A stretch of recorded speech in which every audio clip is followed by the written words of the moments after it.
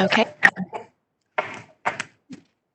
Distinguished guests, ladies and gentlemen, it's a great pleasure for me as founder and chairman of the Arab International Women's Forum to welcome you all today to our webinar titled The Future of Work in the MENA region, What the Future Arab Workforce Look Like for Women and Young People. We are truly honored to welcome Her Excellency Dr. Mary Kawar, former Minister of Planning and International Cooperation in Jordan, and Frank Hegman, Deputy Regional Director for the ILO Regional Office for the Arab States, as our distinguished guest speakers. We're delighted also to welcome our valued participants from across the Arab world and beyond who have joined us, close to 200 registered from 30 countries. Today's webinar duration will be 60 minutes.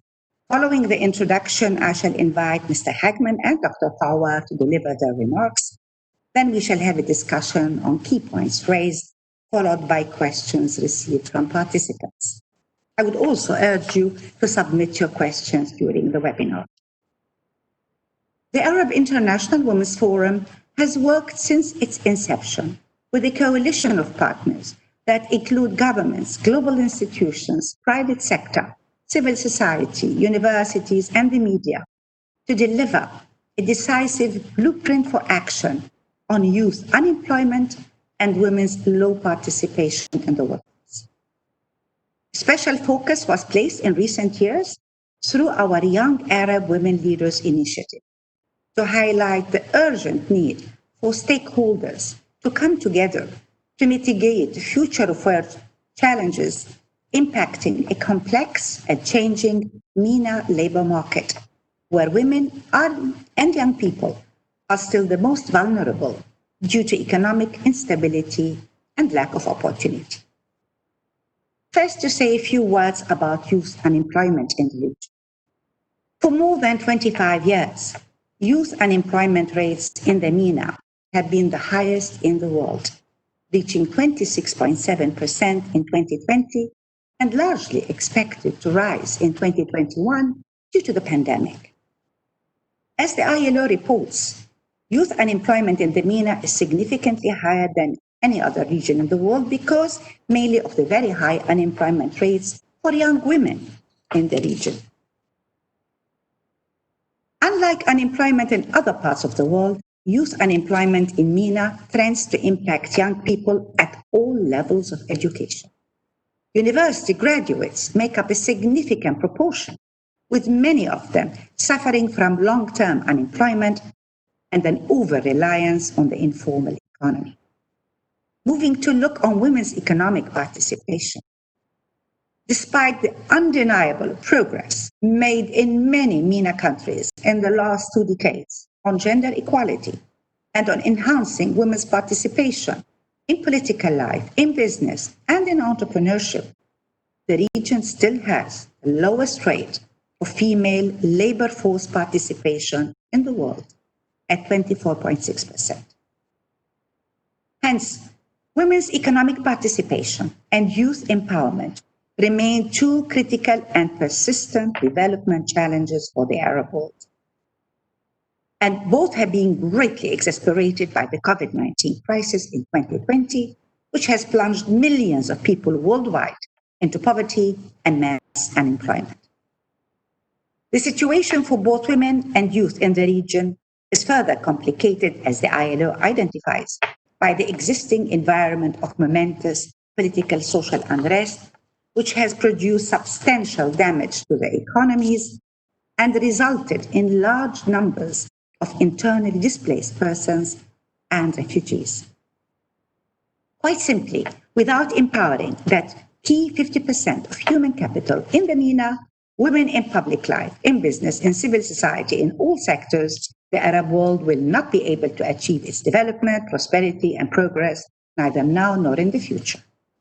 And if young people are not empowered to contribute meaningfully to their economies and societies through decent work and high productivity jobs, the region will not be able to achieve the desired economic growth. This has been the founding principle of AIWF as a development organization since the beginning. Very soon, early January 2021, we shall be commemorating our 20th anniversary. And for that, the Arab International Women's Forum has drawn a strategy plan with job creation for women and youth at its core.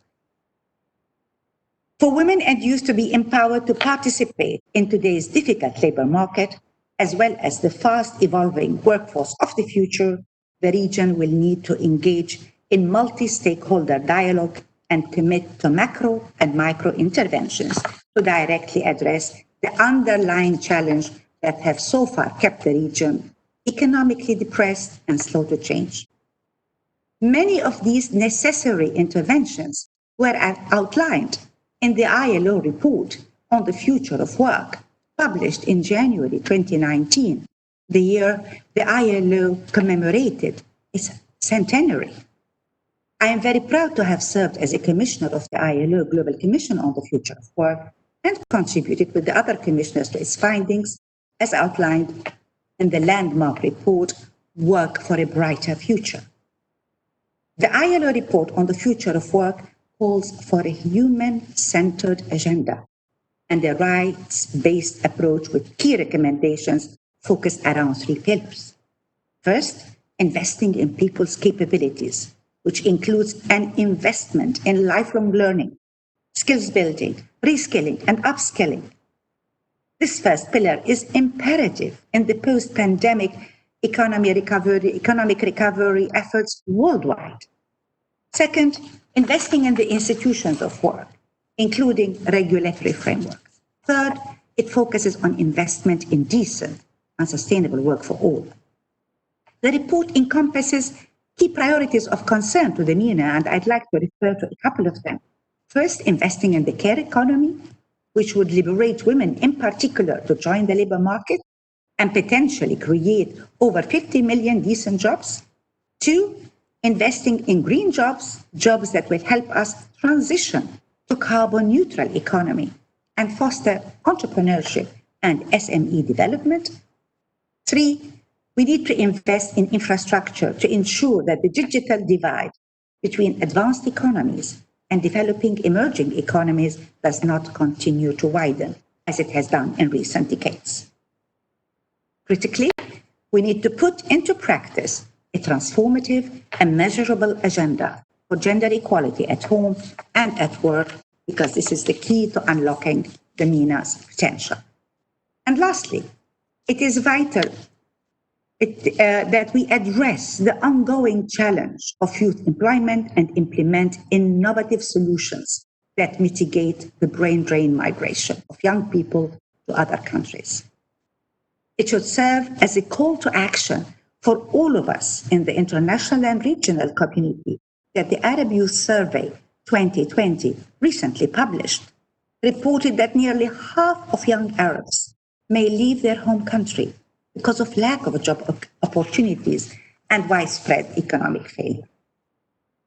Distinguished guests, today's session is about ensuring a sustainable future for our youth in general and our young women leaders in particular. For all of us here today, it is both timely and important to hear from Her Excellency Dr. Mary Fawad and Mr. Frank Hagman on the measures that are being undertaken around the region, especially in Jordan, Lebanon, and the broader Middle East and North Africa region, to address how to mitigate these and many other challenges, as well as strive to build back better after the pandemic. It gives me great pleasure now to introduce our distinguished guest speakers. Dr. Mary Fawad is the former Jordanian Minister for Planning and International Cooperation. Prior to that, she spent 20 years with the International Labour Organization, where her last post was Director for East Africa, having served in their headquarters in Geneva and the Regional Office for Arab States in Beirut. She has 30 years of experience in government and international development across the globe, but especially on the Arab region and Jordan. Her expertise is in the areas of labor, youth, gender, social protection, and refugee livelihoods. Dr. Kawar holds a PhD from the London School of Economics. Pleasure to have you, Dr. Kawar. Mr. Frank Hagman is the ILO's Deputy Regional Director for the Arab States.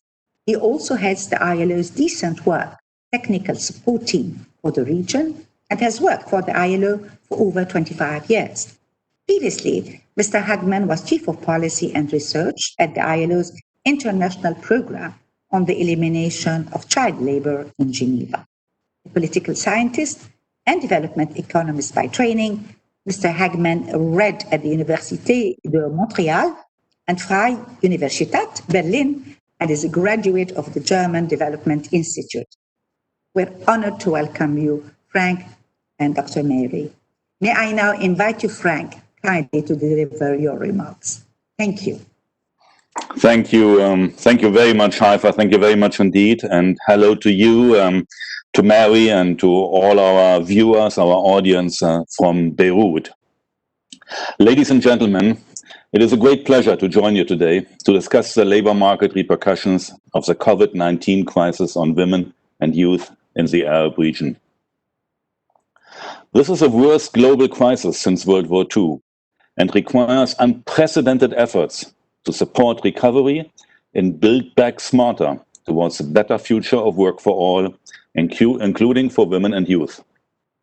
As you know, employment in the Arab region continues to pose a crucial challenge for policymakers, with the region registering high rates of unemployment, even prior to the COVID-19 crisis. Total unemployment rates in the Arab region stood at 10.3% in 2019, compared to a global average of only 5.4%. Youth and women remain particularly disadvantaged, with their respective unemployment rates registering 26% and 20% in 2019. The rate of unemployment among young women reached a staggering 38%. Now, these high rates are greatly driven by the region's inability to generate productive employment opportunities, particularly in the private sector. In fact, despite governments' efforts to diversify Arab economies and move away from the rentier state model, especially in the GCC, job creation remains concentrated either in the public sector or in low productivity, low value-added private sector jobs. And these are often perceived as unattractive to the increasingly educated and young population. At the same time, entrepreneurship and self-employment remain limited in the region. This is partly the result of the weak business environment that often discourages youth and women from creating their own businesses. Entrepreneurial education remains also limited in a region where education systems have little improved over the years to better respond to the changing labor market needs. Increased levels of education among youth and women have in fact not translated into better employment opportunities or higher wages. On the contrary, skills mismatches continue to pose serious challenges to Arab job seekers. Education systems often fail to prepare students for a more productive and competitive job market in the present, and a more digitalized future of work that is highly dependent on technology, artificial intelligence, and automation. More recently, and with the eruption of the COVID-19 crisis, the employment and labor market situation has become even more complex. Lockdown measures have resulted in the disruption of economic activities. There have been severe impacts on jobs, wages, and hours of work. Across the Arab League countries, or the Arab League region, it is estimated that 19.5% of working hours were lost in the second quarter of 2020, which is equivalent to 23 million full-time jobs, compared to a global average, which is lower, and which stands at 17.4% of hours lost. Women and youth, who were already facing significant labor market challenges before the pandemic, have been particularly affected.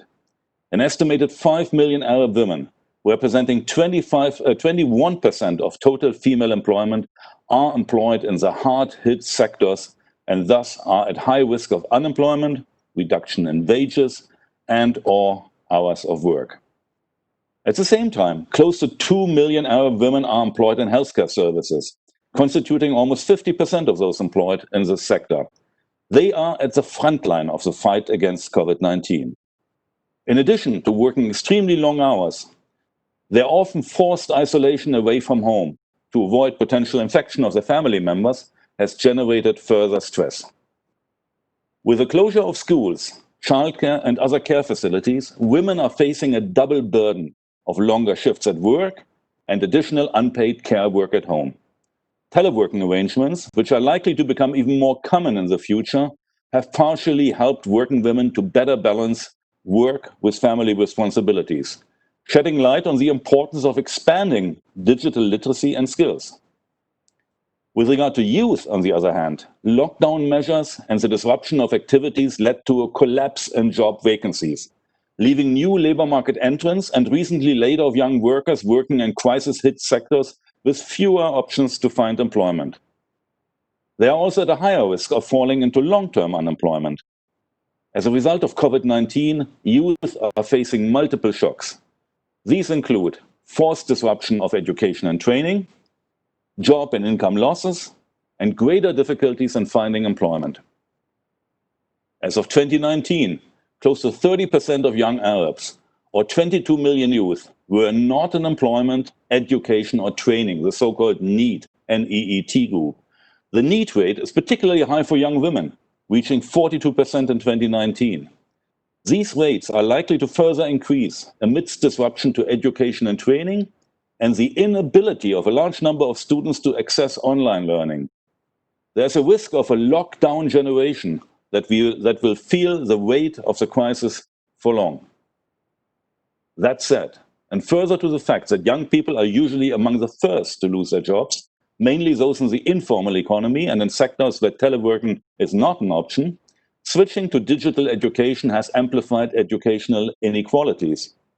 As virtual learning depends primarily on access to internet, electricity, and IT equipment, not to mention digital skills of students and teachers, as well as educational institutions' preparedness to switch to e-learning. Finally, we must further recall the fact that informality is high in the Arab region. An estimated 64% of total employment in the region is informal, and it lacks support and social protection. Large numbers of youth are employed informally, which renders them vulnerable to income and job losses.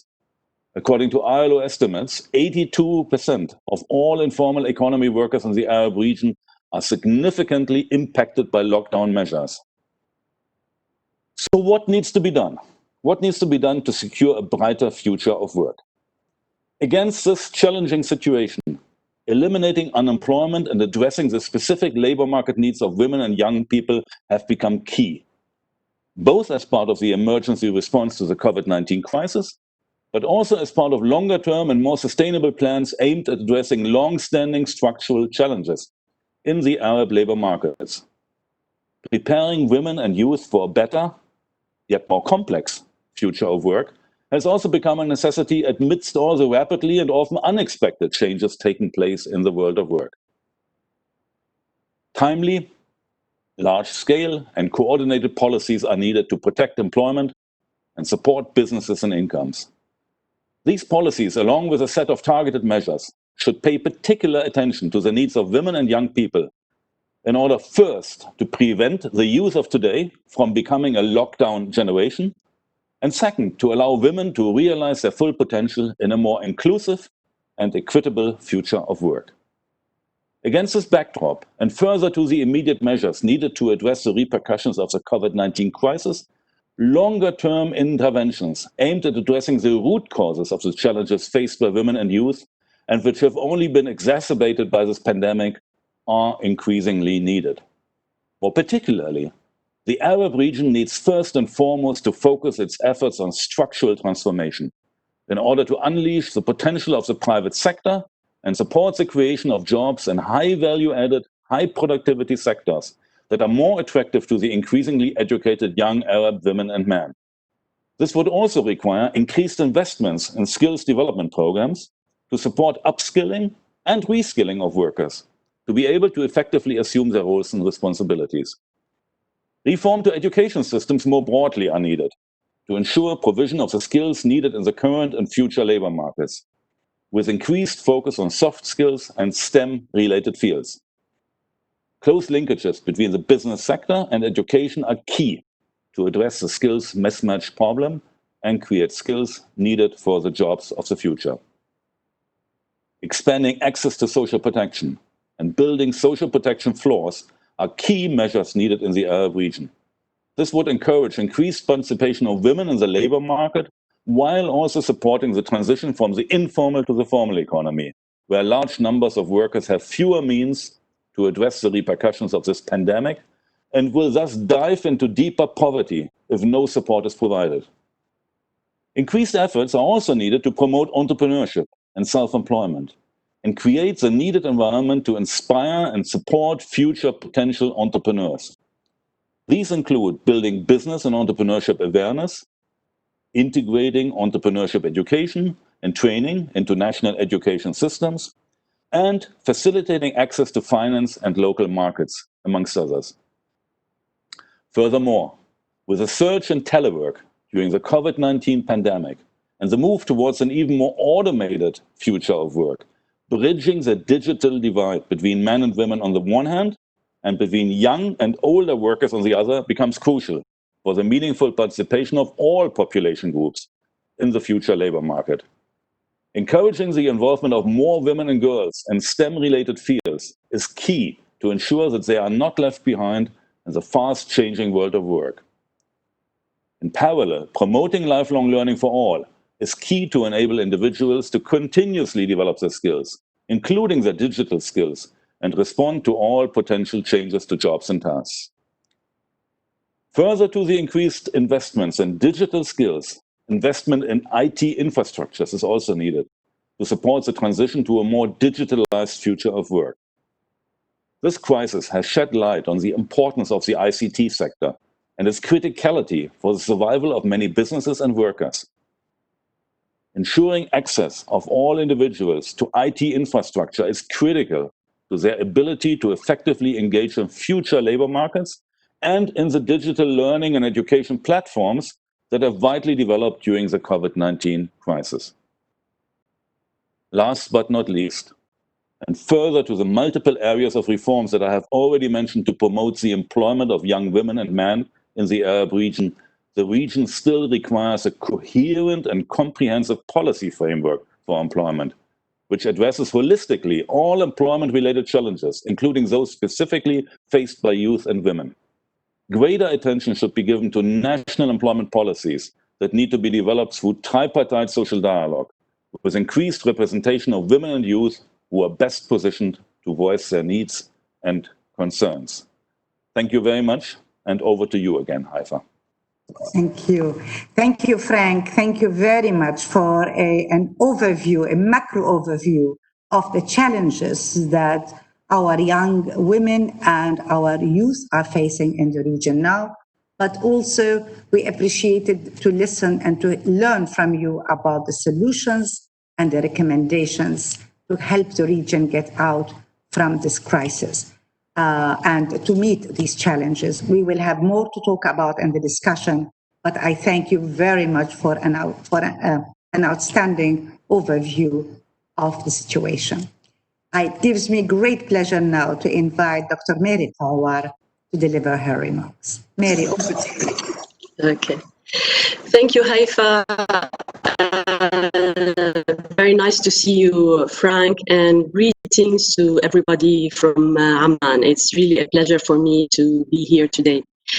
I feel lucky because I'm speaking after Haifa's very good introduction and Frank's comprehensive overview. I decided that maybe today I will focus a little bit on Jordan because there's a lot of variety between different countries and because that's my most recent experience. So what I would like to share with you today is 3 points. I'll give you maybe an overview of the employment situation and human capital situation, the effects of the pandemic, as well as, where are we going from here? What are our policy options?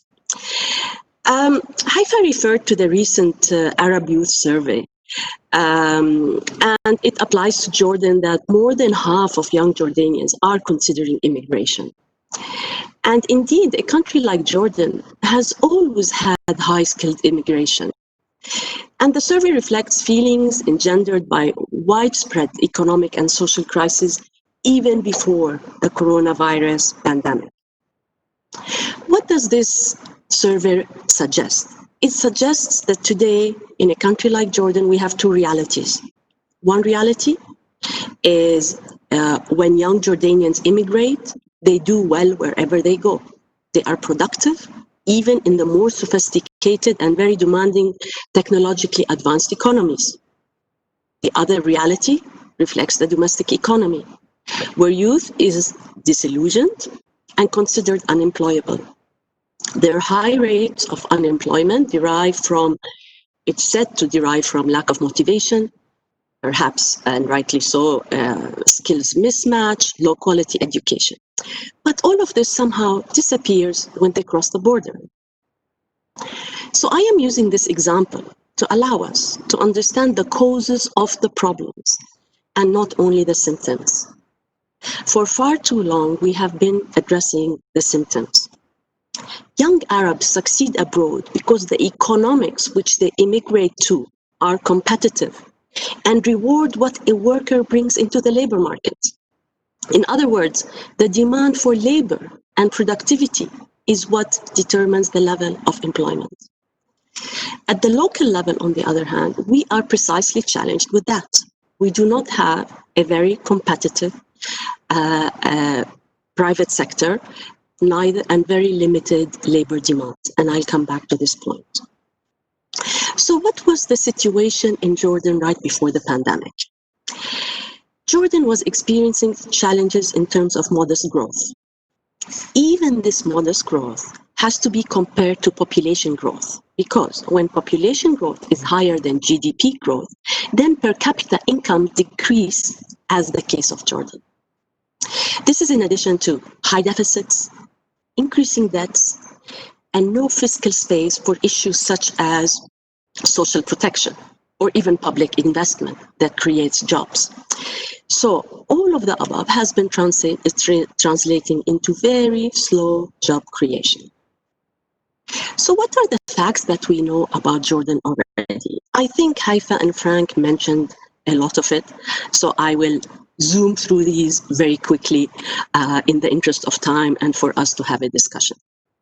Jordan has very low labor force participation rates. Only 1 in every 3 people are working. Sorry, every 1 in 3 are economically active and employed and looking for work. And of course, this is partly because of women's exceptionally low participation. We also have increasing unemployment. Today, it's above 20, the highest rates it's ever been, and of course, disproportionate among young women and young people. Now, the private sector itself is small and it lacks dynamism. And they tend to be small and stay small. And the large firms are old and traditional. And today, the economy is based on a service economy, and the service sector is growing. And one of the characteristics of the service economy is that it is small, family-based, etc. So they don't have an interest to increase their competitiveness. So to summarize, we are dealing with a weak economy that does not produce jobs. And when we come to the labor market, we find that it's actually a segmented labor market. We have public sector and private sector workers. We have men, we have women, we have formal, we have informal. We have migrant, we have national. And to add to the mix recently, we also have refugees and national and host communities. And these are different markets that operate on their own, and it's very hard to break through them. Someone in the private sector will not be able to work in the public sector. Someone in the informal economy will not be able to transition to the formal economy. So within the above conditions, we have economic digitization and technology that has been creating new opportunities with some winners. But this is taking place within the dual labor market I just mentioned. And this creates a deep digital divide that is that is not issue specific to Jordan. This is, I think, many countries are facing this. But given all the other economic and social issues we are facing in Jordan, it brings us to the issue of increasing inequality and inequality of opportunity. Let's take a very brief look now at human capital. The World Bank recently constructed the Human Capital Index. It's a recent tool that measures how human capital is unutilized compared to its potential estimates.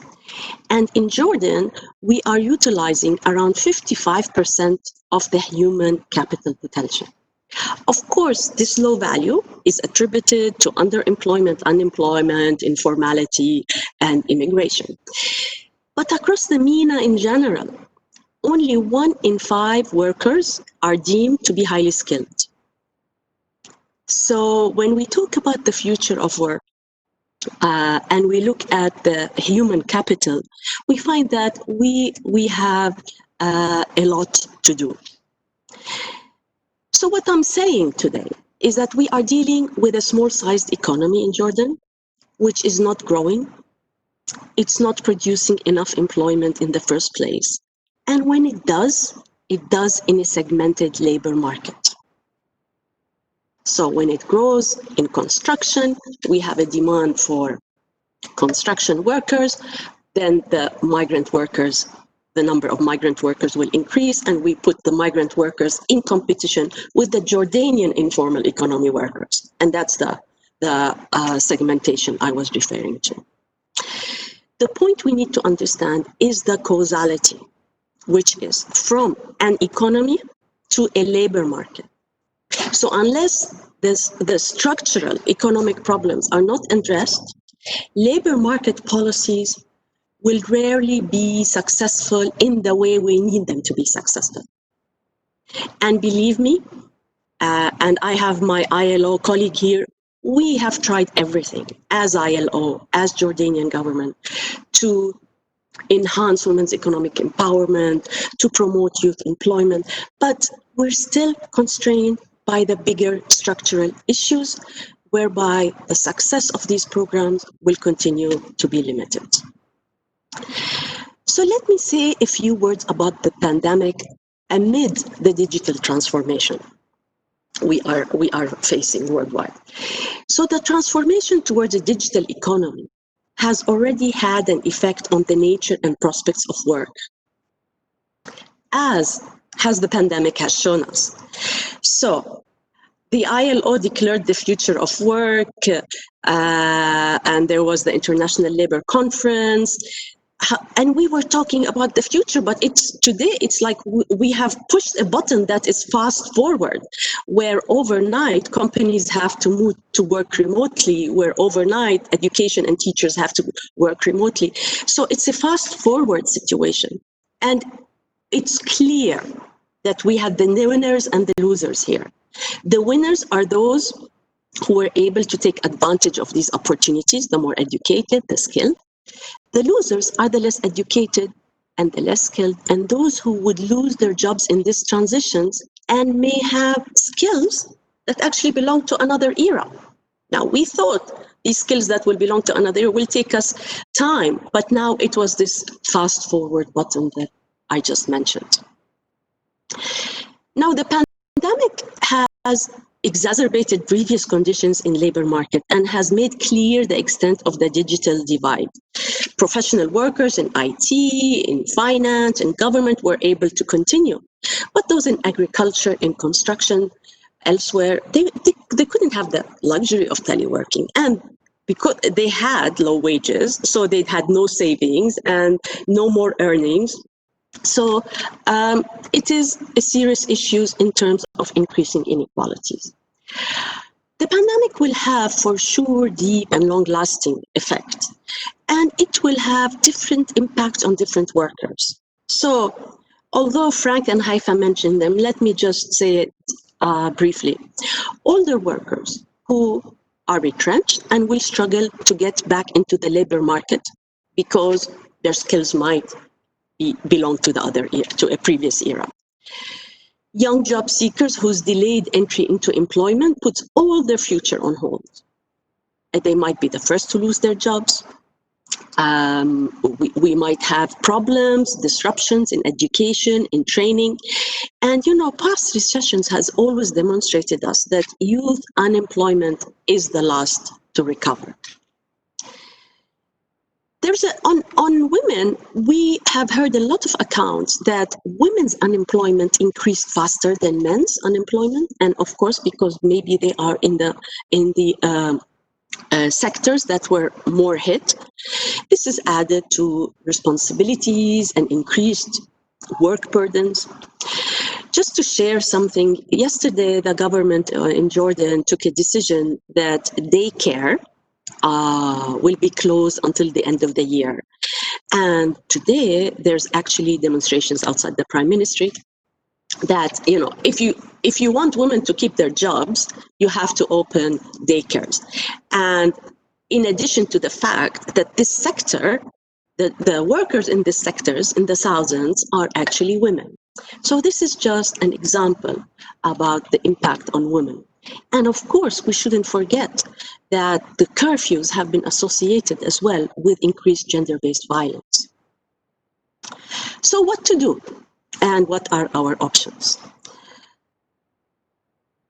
Allow me here to draw a little bit on what we were doing as a government a couple of years ago.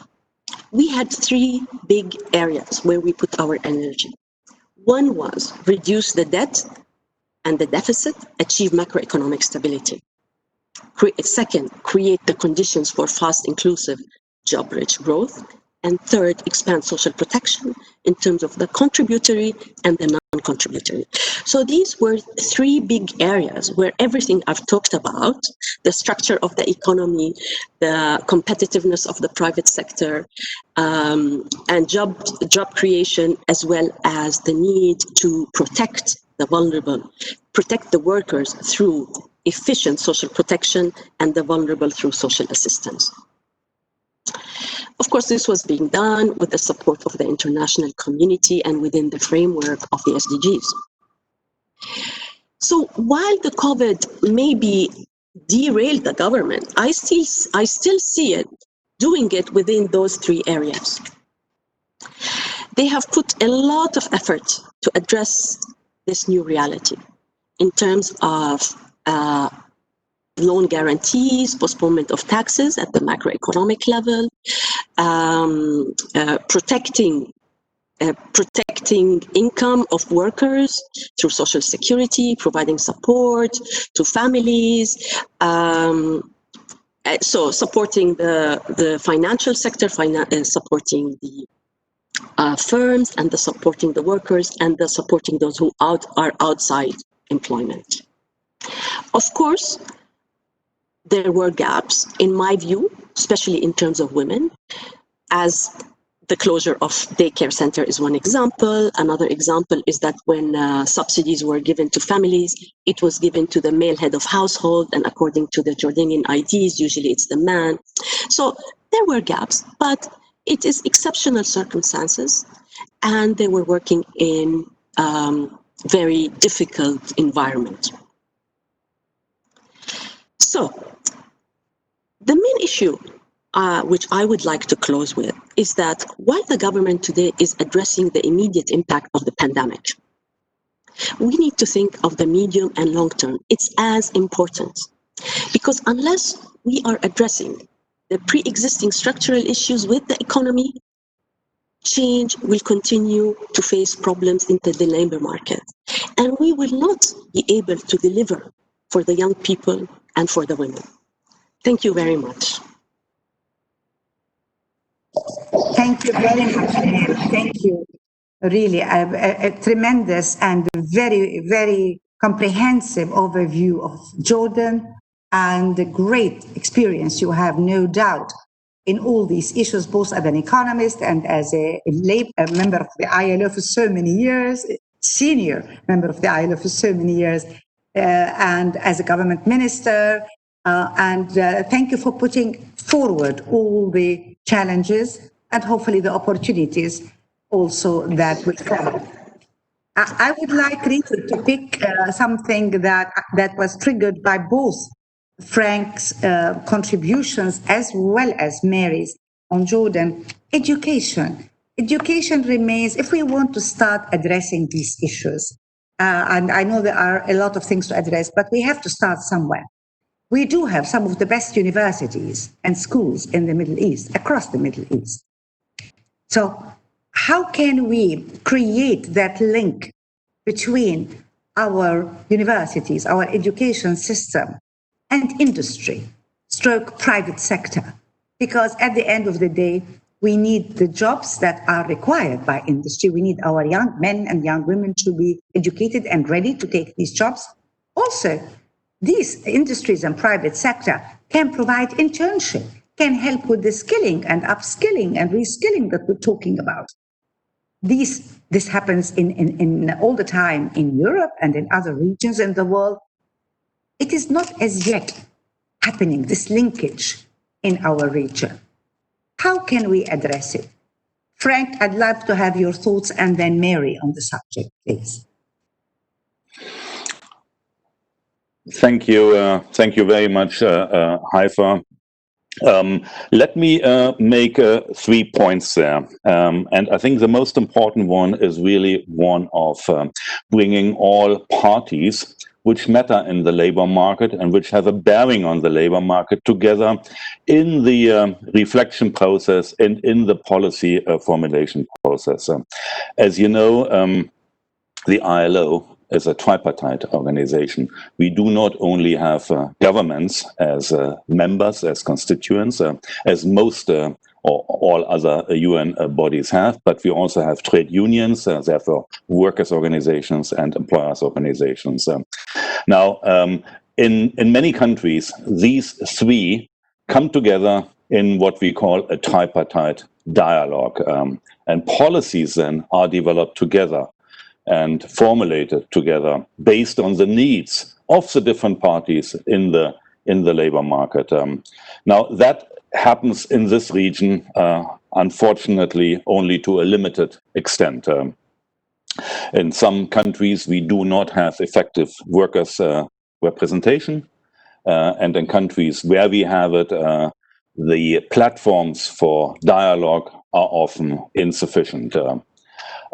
Then, secondly, once such platforms and once dialogue is facilitated and allowed, it is of course important to increase the linkage of the education systems with the labor markets. And I think this webinar would unfortunately not allow me to go into detail, but there are a number of good practices we can point to from skills development councils and other bodies which have been developed in various countries, also here in the region, which allow really for skills forecasting the skills the labor market needs in the future, and then bring this into the planning of the educational system, including the TVET system. So thank you, and over to you again. I have your thoughts on this question. Okay, thank you very much. In addition to what Frank has said, that skills development, there's a huge amount of things that one can do. But it has to be very coordinated, consistent over a long period of time, and it should be led by the private sector based on a very productive, competitive industry. Because if the government today is partnering with an industry, for example, that is not competitive, no matter what alignment you have, it will not succeed. But allow me, Haifa, to quote something. It's in front of me. And don't tell me where's the source. I can send it to everybody later. We are teaching students to do jobs that do not yet exist, using technologies that have not been invented in order to solve problems that we do not know yet. So we are also in another issue is that the technical information. I mean, this relates to the fact that technical information is doubling and changing at such a fast rate. So it is impossible for us to keep up with. But it is the framework that Frank proposed that is very important right now, rather than the specific content, which is policy dialogue, private sector led, and with the participation of the workers and the government. I have another question. Also, I think for you both, but I will start again with Frank and about the ILO. The ILO, as you rightly said, part of the tripartite is mainly government, and you work very closely with governments all over the world, helping the administration develop their databases and policy capacity. Are you able to integrate gender and youth perspectives into all these capacity building programs that you are discussing with governments, working with governments on a continuous basis? Is it a priority for you when you sit with governments to look at the younger generation, as well as that important 50% of the population, women? For this important question, Haifa, it's not only a priority, it is a key element. Gender equality is really a key element in reaching the ILO's primary goal of promoting decent work for men and women. In supporting our constituents, we usually adopt a two-pronged approach, whereby on the one hand, we ensure analyzing and addressing in all ILO initiatives the specific needs of both women and men, and on the other hand, we provide targeted support to enable women and men to benefit equally from development efforts. Now, the same applies to youth. In fact, as a region registers one of the highest youth unemployment rates in the world, all employment interventions, data collection efforts, and capacity building take into consideration that specific needs or these specific needs of this group. Youth-specific programs and projects are also designed to zoom in specifically on the needs of these groups. Over to you again. Mary, I would like your perspective on this. Also, I would like your perspective as a former government minister, where you worked at all levels, the national level, at the regional level, and international level, especially that you were a minister for international cooperation. How do you think governments address these issues as priority, number one? And number two, how do you coordinate the work successfully within the public administration between the local, regional, and international perspective or outreach? Thank you. You want this perspective in terms of gender equality, right? Yes, and or youth, okay. and youth, and youth challenges, youth. That's what we call it, youth dividend, and okay. I will start with my own opinion about all interventions regarding gender equality. I feel in the Arab region and in Jordan, any intervention on economic empowerment or increasing women's participation in the labor market has to come from a comprehensive, integrated framework. Because sometimes what stops women from participating in the labor market can be laws, can be transport, can be healthcare, can be the education system. So, especially women, we need to look at a myriad of issues that will empower women, especially in the legal issues. If a woman needs to have her husband's permission to work, no matter what good programs we have, will not be as successful. So that is one area regarding to women.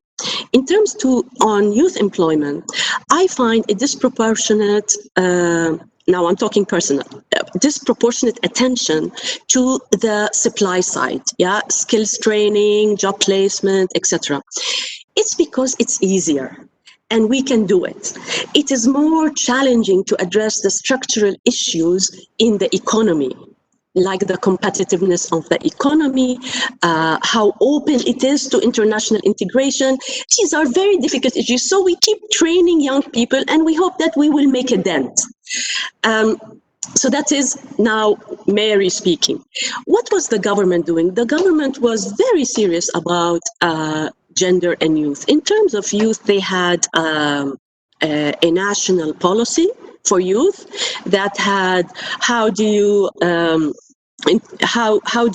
improve the education? They had the national policy, and there's the human resources development strategy, which is very important. These two look at the whole process from youth who is in education to youth who is in the workplace. How do you get the skill? How do you find a job? How do you have a sustainable job? And how do you grow in the job? In terms of gender, there is the National Commission for Women who works with all ministries, and there is an interministerial committee for women's empowerment. And in fact, I was chairing it, co-chaired with the president of the National Commission, and where we work together in coordinating with all other ministries on the different gender issues. Mary, I have a question also for both Frank and Mary about remote working measures that has now been adopted in response to the COVID-19 pandemic. What impact has this shift to virtual working had in different parts of the MENA? What is, in your opinion, this, as Mary rightly said, we have gone straight into the future of work, but really remote working, how is it going to be impacting the working environment in the MENA, and will it help our young women and our young people? Frank, perhaps you start, and then Mary, please. Thank you, Haifa. Look, as lockdown and social distancing measures have been put in place in response to the COVID-19 crisis, businesses were forced basically overnight to adopt new ways of working in order to sustain their activity and to preserve jobs. Remote work has accordingly increased, expediting digital labor platforms, flexible working hours, and non-standard forms of employment. Now, these trends are expected to continue even after the pandemic. In fact, despite the ease of the lockdown measures and the reopening of businesses, many employees continue to work from home, as employers realize how many jobs can be performed from home and how many cost-saving opportunities exist in these new forms of work. Alongside with these opportunities, however, come a lot of risks.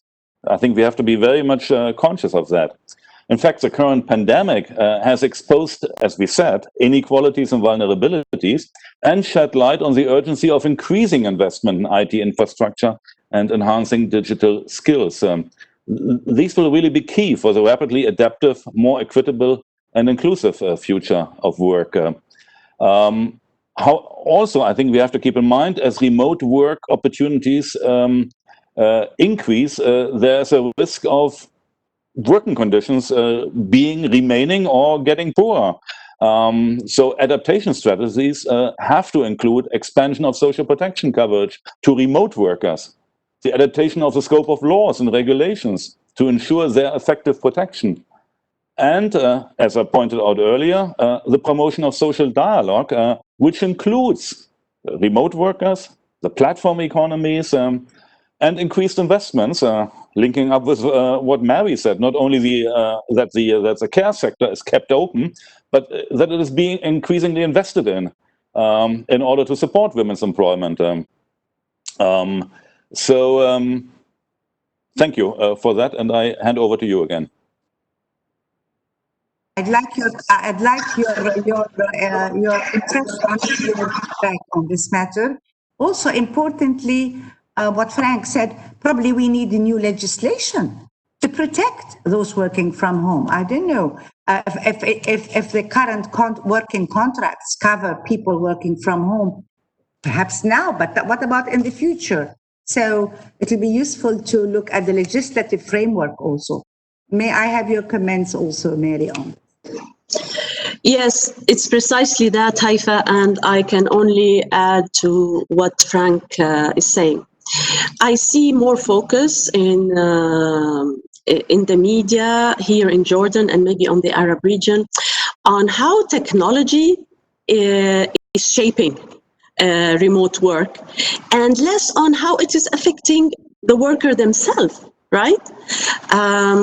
So, for example, in one of the rules that were announced by the Jordanian government during the lockdown was that companies whose workers are working from home can start paying them by the hour. So, I mean, the full wage is at risk. And there wasn't a lot of reaction around something like that. It's very serious that we don't only look at, okay, which business was ready to work remotely and pat them on the back.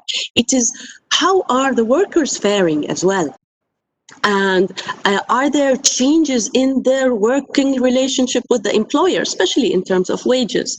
So that's the only thing I have to add in addition to Frank. Very much. We keep hearing about governments in Europe and across the world where the governments are stepping in to support private sector in maintaining their workforce, even if they're working from home, and giving them some, their incomes and their wages. The UK has introduced the furlough scheme since the early days of the lockdown.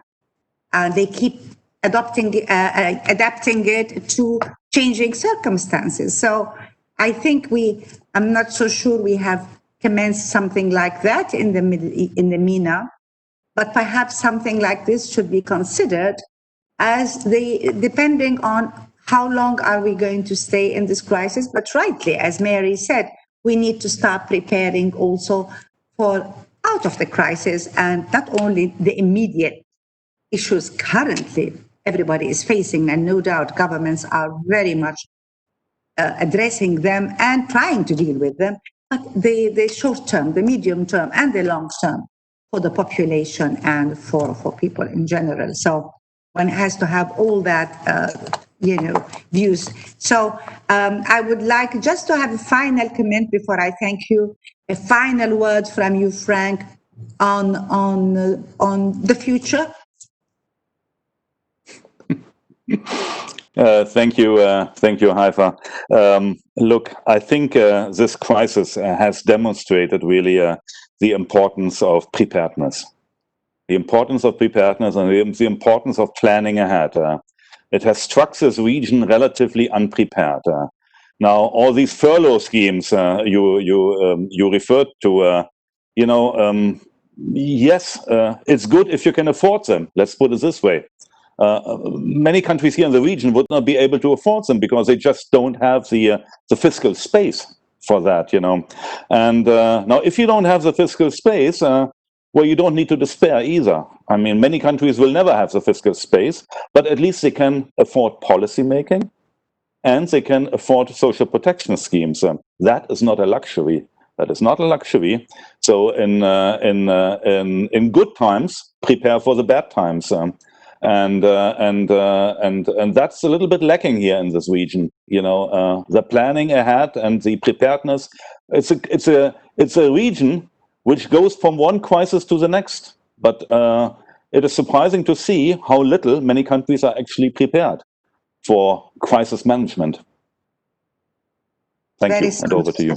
Very sound and very sobering comment. Mary, may I have your... Yeah, so true what you said, Frank. What I can add to that is that governments seem to always have like a long to-do list, or a list of strategies or policies or a vision for the future, or a plan. And before we even start to seeing them through, we move to something else. We've always known what needs to be done. It's macroeconomic stability, private sector competitiveness, job creation, supporting the vulnerable, and social protection. It's very clear what needs to be done. And then this pandemic came and derailed everything. And now we have to take the same list, in my view, do more, do better, and do quicker. And it's a challenge. It's going to be tough for everybody in the next few years. I wish I can end at a more positive note. Thank you, Mary. Thank you, Frank. We have addressed one of the most pressing issues in the MENA region, youth unemployment and women's participation in the workforce, the future of work in the MENA. We could not have been luckier than having two outstanding speakers through you, Frank, and you, Dr. Mary. Thank you very much for putting not only your expertise, your know-how of the region, but giving us very sound analysis throughout the hour and very, very sound and well thought of recommendations for how governments and we all in the region working together, government, private sector, civil society, we must not forget, universities, all of us working together to address these issues, not only during a crisis, but as Mary said rightly, we need to have the basis on which to be resilient and to build for a better future for the region. Thank you, Frank. Thank you, Dr. Mary. Thank you very much. Thank you. Thank you. Thank you. Thank you. Thank you, everybody. Thank you. It was a pleasure. Thank you. Thank you. Thank you very much. Goodbye. Thanks. Bye. Bye, everybody. Bye. Bye-bye. Bye.